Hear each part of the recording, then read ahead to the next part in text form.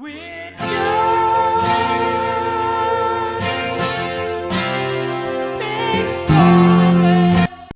Hello, I'm Kevin. And I'm Brian. And we're just spitballing here. So this is our debut recording. We are lifelong friends in our 40s. We've known each other since before kindergarten. And we both grew up in Pennsylvania, but we've moved to different states and have always maintained a relationship, and we love talking about society, current events, future events, what's happening all around us. And we always joked about if we could have a radio station or a show on radio, and it seemed impossible, but certainly fun to think about.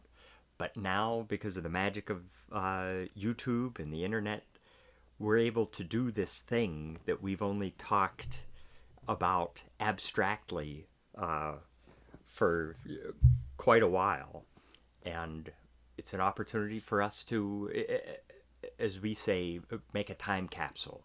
As we're just average Joes, we have personal opinions on things based on our experiences, and we're not paid for this. We're not biased because of any kind of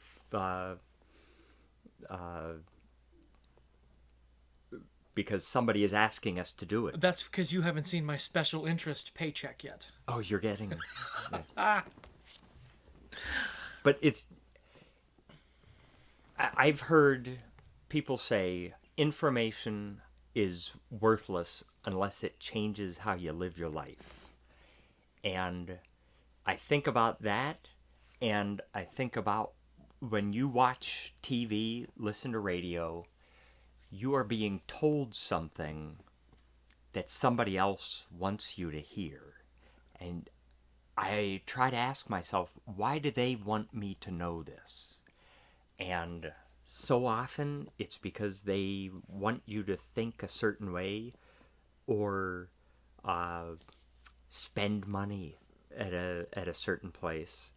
And I don't know how it was with you growing up, but family reunions, I loved hearing the adults talk about things because they were discussing things as big as the things going on in Washington and stuff, but they were always talking about things that affect them, and that it's personal stuff. Well, we just had a family reunion last weekend, so it is interesting that you say that. And my dad's side of the family got together, and there are 11 cousins remaining in what we call the second generation. And I'm in the third generation with that group of cousins. And 9 of the 11 cousins were there, and many of them are in their 60s and 70s. So yes, there is a certain perspective that generation has, and that they were the baby boomers. So they lived through just past World War II. Their parents lived through the Great Depression. They lived through the nuclear war threat. I mean, it still exists, but much more back then. Tuck and cover under your desk. Yeah. They lived through that. They lived through all of those things. So yes, they had the world was based on how it affected them. Yeah, and I think we're a little bit more worldly in our generation, and then of course in our kids' generations, we think of it in a more broad scheme. But yes, they were very, very much how it affected them. My great uncle drove for one of the oil companies, and so when there was the gas shortage in the 70s, it really affected him. It took money off of, took bread off of his table. So absolutely, in hearing those stories was a treat. But like Kevin said, we've known each other 39 years. We walked to school together in kindergarten. That's right, we walked to school in kindergarten because we were able to. We're very different people except for our senses of humor. You're a tech, automotive guy. I'm a sports and satire guy. We're very different except for our senses of humor. But it's you left Pennsylvania for Michigan. I left Pennsylvania also for Michigan, then for South Carolina, then for Memphis, back to Pennsylvania. That's what the sports world gave me, and what's one of the things I didn't like about it. But our wives are upstairs right now talking, so it's interesting how we have intertwined all these years. And we do have very different, for the most part, very different opinions about things. And you're right, we're not bought and paid for, so information is power. Let's give it to people.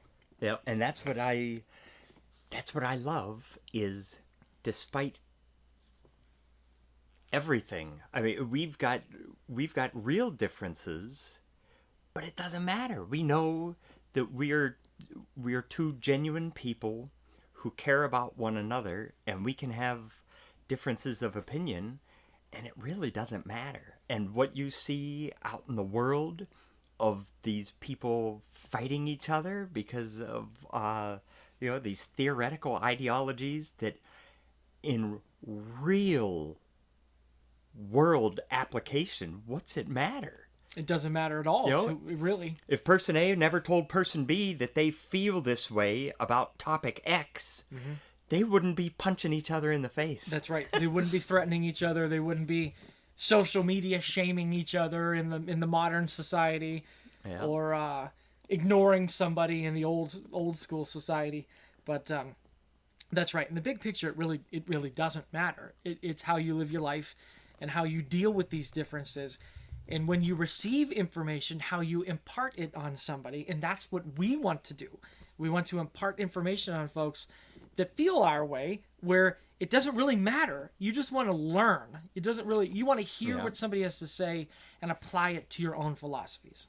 Yeah. And you talk about the trials and tribulations that previous generations have gone through.